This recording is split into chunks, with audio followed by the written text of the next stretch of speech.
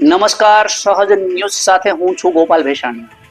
રાજકોટ ગ્રામ્ય એલસીબીની ટીમે પેટ્રોલિંગ દરમિયાન જેતપુરના દાસી જીવણપરા વિસ્તારમાંથી એક ટ્રેક્ટરની તપાસ કરતા ટ્રોલીની નીચે બનાવવામાં આવેલા ગુપ્ત ચરખાનામાંથી વિદેશી દારૂનો મોટો જથ્થો ઝડપી પાડ્યો છે।